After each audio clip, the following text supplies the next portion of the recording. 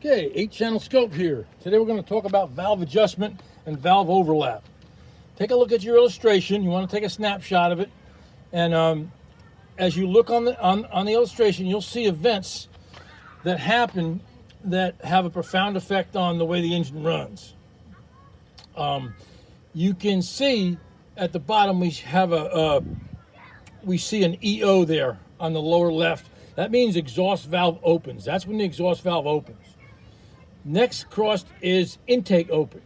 The next one after that is exhaust closing, and the final one is intake closing. On the green shaded area, that's the overlap area. That's when the intake valve and the exhaust valve are both open to the combustion chamber, the intake manifold, and the exhaust system. It's a very short amount of degrees. It does change over the course of the driving cycle. A lot of things have an effect on it.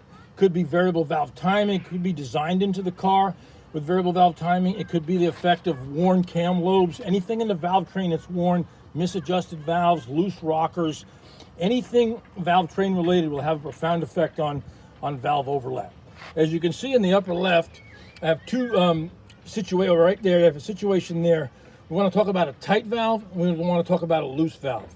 First of all, a tight valve, the effect of what a tight valve does is the camshaft rotates and the valve is too tight. The valve will open early and close later.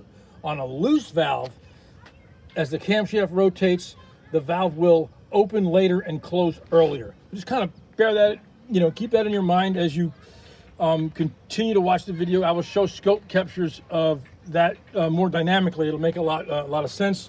We have 3 channels here. We have a delta sensor in the intake manifold. We have a Pico WPS 500 in cylinder 1, and down there we have you can't see it. It is in the tailpipe. That is a first look sensor in the tailpipe to look at exhaust pulsation. So let's get the scope looked at so we can see the scope. And as you look at the scope, you'll see we have 3 channels running across the scope right there. I'm going to do this entire test cranking. We're not going to be running. We're just going to look at everything cranking, because everything in a slower time base, we can see more events easier. So as I crank this engine,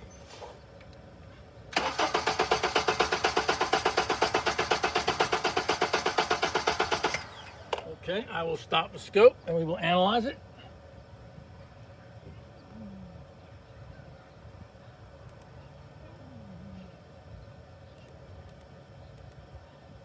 Okay, we'll look at a fire cycle and set some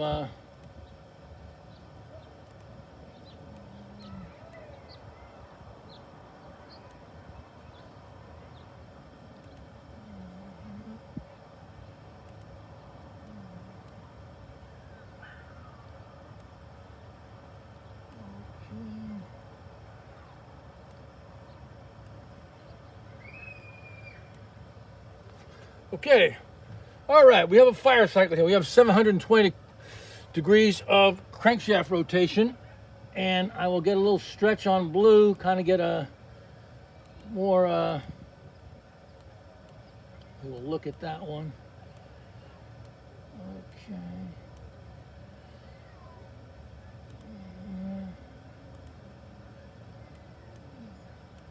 Okay.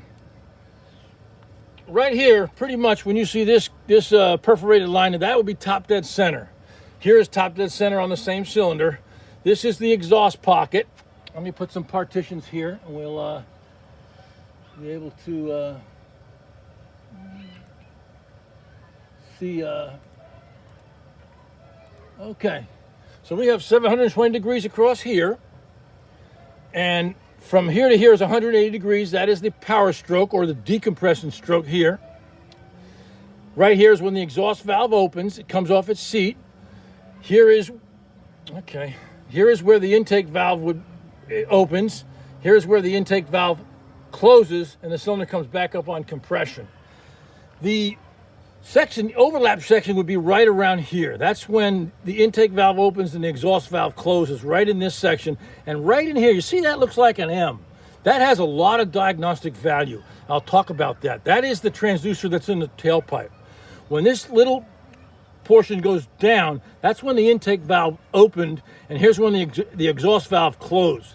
So in this video, I'm just going to show you what a good valves look like. Now, these valves are not misadjusted. They're running good. I don't have any symptoms of bad valve adjustment. In the next videos I will do a video on each situation. One will be on an intake valve that's too loose, one an intake valve that's too tight, one exhaust valve too loose, and exhaust valve too tight. Each situation will be different. We're going to see different patterns, different dynamics as the valves are misadjusted. So for the Honda techs and the Acura techs out there, keep this in mind. This is a really powerful way to determine if your customer's car needs a valve adjustment. Right here we can see the M's look pretty uniform. When we get misadjusted, those things will get out of kilter and they won't look like they do on this illustration. So anyway, in the future I will be up and coming with videos on each situation, and we will see the effects of misadjusted valves. One more thing to talk about, and that's green. Those are the vacuum pulls right here. We got here. Let me move that blue guy out of there so you can see the green better. Okay. These are vacuum pulls. That's a intake pull, intake pull, intake pull. As a general rule, the cylinder on compression, the intake pull right next to it is the compressed cylinder's running mate, which in the case like this will be cylinder 4. So that's an intake pull for 4. The firing order being 1, 4, 1, 3, 4, 4, 2, 1, 3, 4. Those are the intake pulls for that respective cylinder. Just want to make that known to you. And I hope you enjoyed the video. It was short, but there will be more coming of each situation where valves are misadjusted. Thanks a lot, everybody, and stay safe.